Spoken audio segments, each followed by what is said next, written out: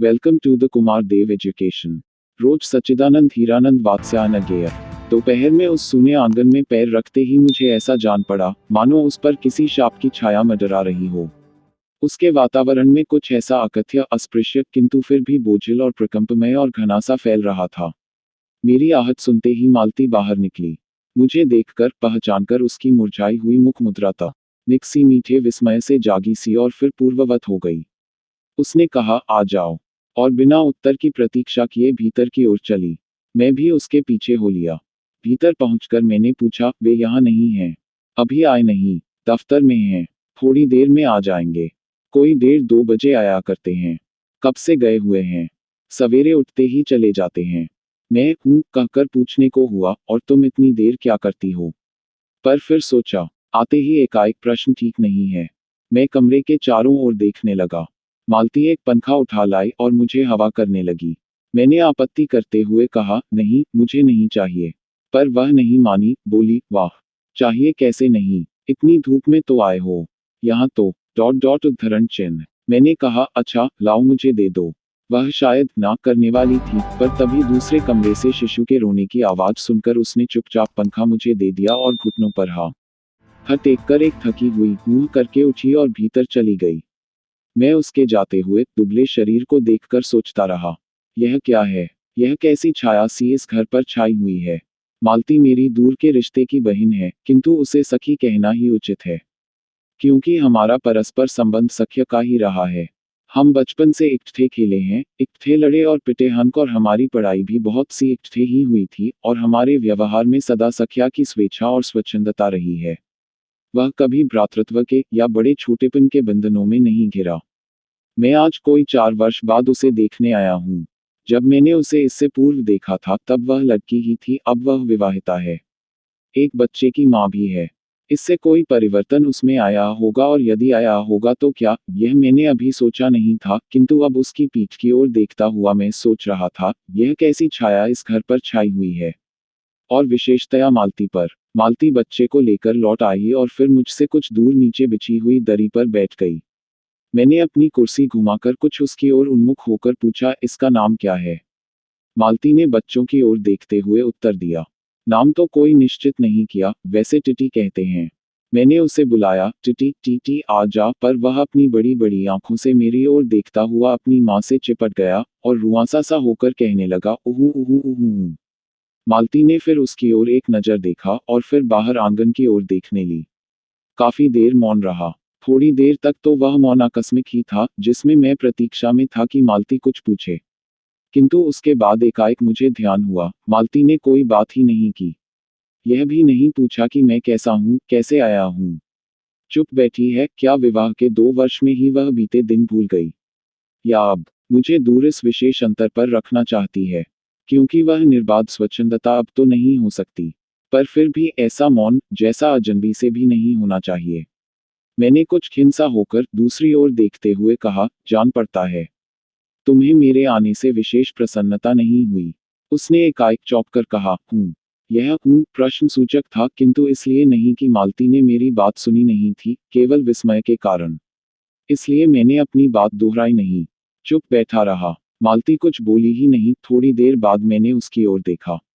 वह एकटक मेरी ओर देख रही थी, किंतु मेरे उधर उन्मुख होते ही उसने आंखें नीची कर ली। फिर भी मैंने उन आंखों में कुछ विचित्र सा भाव था, मानो मालती के भीतर कहीं कुछ चेष्टा कर रहा हो, किसी बीती हुई बात को याद करने की, किसी बिखरे हुए वायुमंडल को पुनः जगाकर गतिमान करने का भी, किसी टूटे हुए व्यवहार तंतु को पुनरुज्जीवित करने की, और चेष्टा में सफल न हो रहा हो। वैसे जैसे बहुत देर से प्रयोग में न लाए हुए अंक को व्यक्ति एकाएक उठाने लगे और पाए कि वह उठता ही नहीं है, चिरविस्मृति में मानो मर गया है, उतने का क्षीण बल से, यद्यपि वह सारा प्राप्य बल है, उठ नहीं सकता। मुझे ऐसा जान पड़ा मानो किसी जीवित प्राणी के गले में किसी मृत जंतु का तोक डाल दिया गया हो, वह उसे उतारकर फेंकना चाहे, पर उतार न पाए। तभी किसी ने किवाड़ खटखटाए। मैंने मालती की ओर देखा, पर वह हिली नहीं। जब किवाड़ दूसरी बार खटखटाए गए, तब वह शिशु को अलग करके उठी और किवाड़ खोलने गई। वे, यानी मालती के पति आए। मैंने उन्हें पहली बार देखा था, यद्यपि फोटो से उन्हें पहचानता था। परिचय हुआ। मालती खाना तैयार करने आंगन में चली गई और हम दोनों भीतर बैठकर बातचीत करने लगे, उनकी नौकरी के बारे में, उनके जीवन के बारे में, उस स्थान के बारे में और ऐसे अन्य विषयों के बारे में जो पहले परिचय पर उठा करते हैं, एक तरह का सुरक्षात्मक कवच बनकर। मालती के पति का नाम है महेश्वर। वह एक पहाड़ी गांव में सरकारी डिस्पेंसरी के डॉक्टर हैं, उसकी हैसियत से इन क्वार्टरों में रहते हैं। प्रातःकाल 7 बजे डिस्पेंसरी चले जाते हैं और 1:30 या 2 बजे लौटते हैं, उसके बाद दोपहर भर छुट्टी रहती है, केवल शाम को 1-2 घंटे फिर चक्कर लगाने के लिए जाते हैं, डिस्पेंसरी के साथ के छोटे से अस्पताल में पड़े हुए रोगियों को देखने और अन्य जरूरी हिदायतें करने। उनका जीवन भी बिल्कुल एक निर्दिष्ट ढर्रे पर चलता है, नित्य वही काम, उसी प्रकार के मरीज, वही हिदायतें, वही नुस्खे, वही दवा। या वह स्वयं उकताए हुए हैं और इसलिए और साथ ही इस भयंकर गर्मी के कारण वह अपने फुर्सत के समय में भी सुस्त ही रहते हैं। मालती हम दोनों के लिए खाना ले आई। मैंने पूछा, तुम नहीं खाओगी या खा चुकी? महेश्वर बोले कुछ हंसकर, वह पीछे खाया करती है। पति 2:30 बजे खाना खाने आते हैं, इसलिए पत्नी 3 बजे तक भूखी बैठी रहेगी।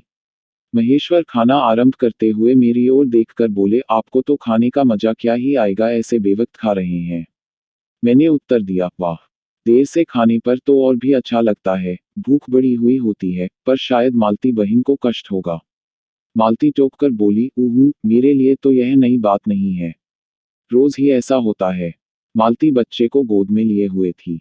बच्चा रो रहा था पर उसकी ओर कोई भी ध्यान नहीं दे रहा था। मैंने कहा, यह रोता क्यों है?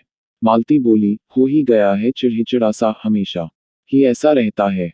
फिर बच्चे को डांटकर कहा, चुप कर, जिससे वह और भी रोने लगा। मालती ने भूमि पर बैठा दिया और बोली, अच्छा ले, रो ले, और रोटी लेने आंगन की ओर चली गई। जब हमने भोजन समाप्त किया तब 3 बजने वाले थे।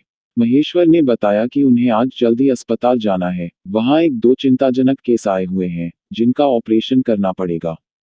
2 की शायद टांग काटनी पड़े, गैंग्रीन हो गया है।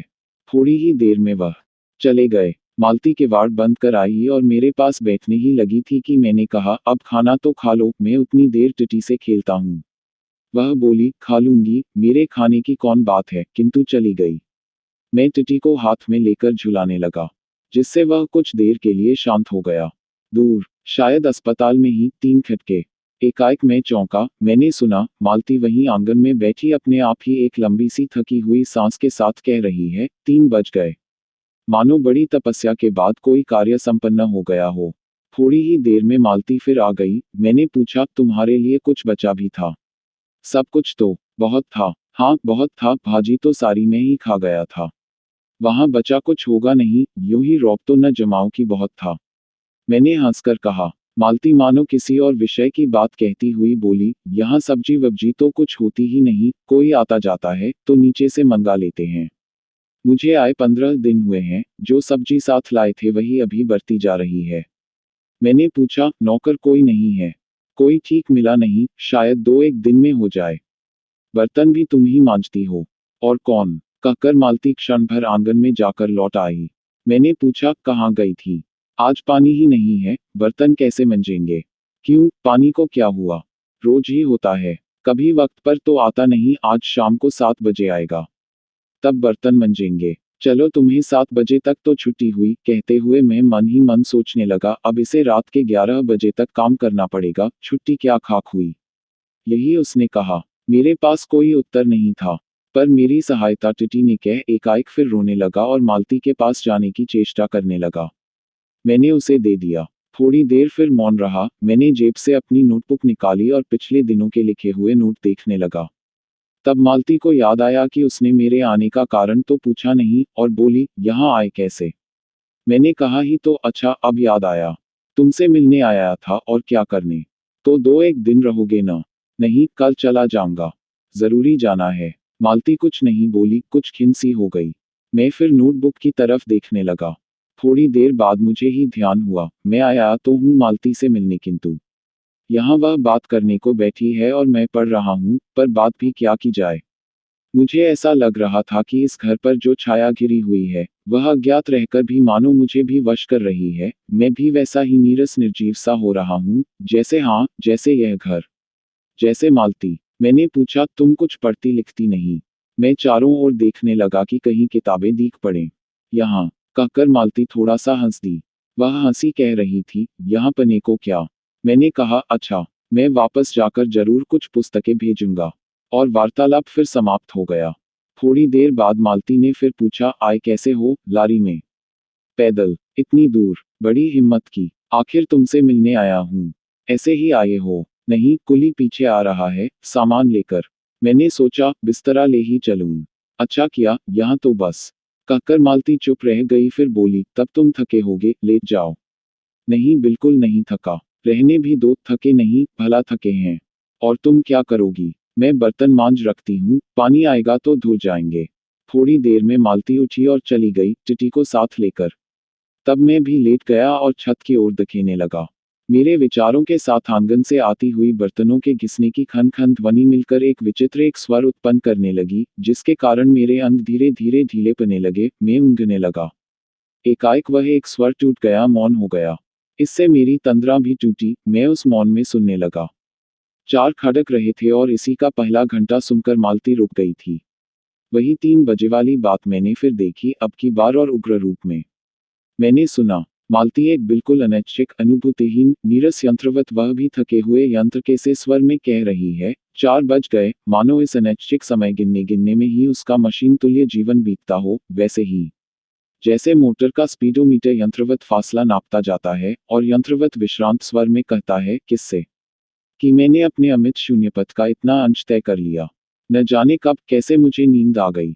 तब 6 कभी के बज चुके थे, जब किसी के आने की आहट से मेरी नींद खुली, और मैंने देखा कि महेश्वर लौट आए हैं, और उनके साथ ही बिस्तर लिए हुए मेरा कुली। मैं मुंह धोने को पानी मांगने को ही था कि मुझे याद आया, पानी नहीं होगा। मैंने हाथों से मुंह पोंछते पोंछते महेश्वर से पूछा, आपने बड़ी देर की? उन्होंने किंचित ग्लानि भरे स्वर में कहा, हाँ, आज वह गैंग्रीन का ऑपरेशन करना ही पड़ा। एक कर आया हूँ, दूसरे को एम्बुलेंस में बड़े अस्पताल भिजवा दिया है। मैंने पूछा, गैंग्रीन कैसे हो गया? एक कांटा चुभा था, उसी से हो गया, बड़े लापरवाह लोग होते हैं यहाँ के। मैंने पूछा, यहाँ आपको केस अच्छे मिल जाते हैं? आय के लिहाज से नहीं, डॉक्टरी के अभ्यास के लिए। बोले, हाँ, मिल ही जाते हैं, यही गैंग्रीन, हर दूसरे चौथे दिन एक केस आ जाता है, नीचे बड़े अस्पताल में भी। मालती आंगन से ही सुन रही थी, अब आ गई, बोली, हाँ, केस बनाते देर क्या लगती है? कांटा चुभा था, इस पर टांग काटनी पड़े, यह भी कोई डॉक्टरी है? हर दूसरे दिन किसी की टांग, किसी की बांह काट आते हैं, इसी का नाम है अच्छा अभ्यास। महेश्वर हंसे, बोले, न काटे तो उसकी जान गंवाएं। हाँ, पहले तो दुनिया में कांटे ही नहीं होते होंगे। आज तक तो सुना नहीं था कि कांटों के चुभने से मर जाते हैं। महेश्वर ने उत्तर नहीं दिया, मुस्करा दिए। मालती मेरी ओर देखकर बोली, ऐसे ही होते हैं डॉक्टर, सरकारी अस्पताल है, न क्या परवाह है। मैं तो रोज ही ऐसी बातें सुनती हूँ। अब कोई मर मुर जाए तो ख्याल ही नहीं आता। पहले तो रात रात भर नींद नहीं आया करती थी। तभी आंगन में खुले हुए नल ने कहा, टिप टिप टिप टिप टिप टिप। मालती ने कहा, पानी, और उठकर चली गई। खनखनाहट से हमने जाना, बर्तन धोए जाने लगे हैं। टिटी महेश्वर की टांगों के सहारे खड़ा मेरी ओर देख रहा था। अब एकाएक उन्हें छोड़ मालती की ओर खिसकता हुआ चला। महेश्वर ने कहा, उधर मत जा, और उसे गोद में उठा लिया। वह मचलने और चिल्ला चिल्ला कर रोने लगा। महेश्वर बोले, अब रो रोकर सो जाएगा, तभी घर में चैन होगी। मैंने पूछा, आप लोग भीतर ही सोते हैं? गर्मी तो बहुत होती है। होने को तो मच्छर भी बहुत होते हैं, पर यह लोहे के पलंग उठाकर बाहर कौन ले जाए? अब की नीचे जाएंगे तो चारपाइयां ले आएंगे। फिर कुछ रुककर बोले, अच्छा तो बाहर ही सोएंगे, आपके आने का इतना लाभ ही होगा। टिटी अभी तक रोता ही जा रहा था। महेश्वर ने उसे एक पलंग पर बिठा दिया और पलंग बाहर खींचने लगे। मैंने कहा, मैं मदद करता हूँ, और दूसरी ओर से पलंग उठाकर निकलवा दिया। अब हम तीनों, महेश्वर, टिटी और मैं, पलंग पर बैठ गए और वार्तालाप के लिए उपयुक्त विषय न पाकर उस कमी को छुपाने के लिए टिटी से खेलने लगे। बाहर आकर वह कुछ चुप हो गया था, किंतु बीच बीच में जैसे एकाएक कोई भूला हुआ कर्तव्य याद करके रो उठता था और फिर एकदम चुप हो जाता था। और कभी कभी हम हंस पड़ते थे, या महेश्वर उसके बारे में कुछ बात कह देते थे। मालती बर्तन धो चुकी थी। जब वह उन्हें लेकर आंगन के एक और रसोई छप्पर की ओर चली, तब महेश्वर ने कहा, थोड़े से आम लाया हूँ, वह भी धो लेना। कहाँ हैं? अंगीठी पर रखे हैं, कागज में लिपटे हुए। मालती ने भीतर जाकर आम उठाए और अपन आंचल में डाल लिए। जिस कागज में वे लिपटे हुए थे वह किसी पुराने अखबार का टुकड़ा था। मालती चलती चलती संध्या के उस क्षीण प्रकाश में उसी को पढ़ती जा रही थी। वह नल के पास जाकर खड़ी उसे पढ़ती रही, जब दोनों ओर पढ़ चुकी तब एक लंबी सांस लेकर उसे फेंक कर आम धोने लगी। मुझे एकाएक याद आया, बहुत दिनों की बात थी, जब हम अभी स्कूल में भर्ती हुए ही थे, जब हमारा सबसे बड़ा सुख, सबसे बड़ी विजय थी हाजिरी हो चू कने के बाद चोरी के क्लास से निकल भागना और स्कूल से कुछ दूरी पर आम के बगीचे में पेड़ों में चका कच्ची आमियां तोड़ तोड़ खाना। मुझे याद आया, कभी जब मैं भाग आता और मालती नहीं आ पाती थी तब मैं भी खिन मन लौट आया करता था। मालती कुछ नहीं पढ़ती थी, उसके माता पिता तंग थे। एक दिन उसके पिता ने उसे एक पुस्तक लाकर दी और कहा कि इसके 20 पेज रोज पढ़ा करो, हफ्ते भर बाद मैं देखूं कि इसे समाप्त कर चुकी हूं, नहीं तो मार मार कर चमड़ी उधेड़ दूंगा। मालती ने चुपचाप किताब ले ली, पर क्या उसने पढ़ी? वह नित्य ही उसके 10 पन्ने, 20 पेज फाका फेंक देती, अपने खेल में किसी भांति फर्क न पड़ने देती। जब 8वें दिन उसके पिता ने पूछा, किताब समाप्त कर ली? तो उत्तर दिया, हाँ कर ली। पिता ने कहा, लाओ मैं प्रश्न पूछूंगा, तो चुप खड़ी रही। पिता ने फिर कहा, तो उद्धत स्वर में बोली, किताब मैंने फाका फेंक दी है, मैं नहीं पढ़ूंगी। उसके बाद वह बहुत पिटी। पर वह अलग बात है। इस समय मैं यही सोच रहा था कि वही उद्धत और चंचल मालती आज कितनी सीधी हो गई है, कितनी शांत और एक अखबार के टुकड़े को तरसती है। यह क्या, यह? तभी महेश्वर ने पूछा, रोटी कब बनेगी? बस अभी बनाती हूँ। पर अब की बार जब मालती रसोई की ओर चली तब टिटी की कर्तव्य भावना बहुत विस्तीर्ण हो गई। वह मालती की ओर हाथ बढ़ाकर रोने लगा और नहीं माना। मालती उसे भी गोद में लेकर चली गई। रसोई में बैठकर एक हाथ से उसे थपकने और दूसरे से कई एक छोटे छोटे डिब्बे उठाकर अपने सामने रखने लगी। और हम दोनों चुपचाप रात्रि की और भोजन की और एक दूसरे के कुछ कहने की और न जाने का सक इस न्यूनता की पूर्ति की प्रतीक्षा करने लगे। हम भोजन कर चुके थे और बिस्तरों पर लेट गए थे और टिटी सो गया था। मालती पलंग के एक और मोमजामा बिछाकर उसे उस पर लिटा गई थी। वह सो गया था, पर नींद में कभी कभी चौंक उठता था। एक बार तो उठकर बैठ भी गया था, पर तुरंत ही लेट गया। मैंने महेश्वर से पूछा, आप तो थके होंगे, सो जाए। वह बोले, थके तो आप अधिक होंगे, 18 मील पैदल चलकर आए हैं। किंतु उनके स्वर ने मानो जोड़ दिया, थका तो मैं भी हूं। मैं चुप रहा। थोड़ी देर में किसी अपर संज्ञा ने मुझे बताया, वह ऊँघ रहे हैं। तब लगभग 10:30 बजे थे। मालती भोजन कर रही थी। मैं थोड़ी देर मालती की ओर देखता रहा।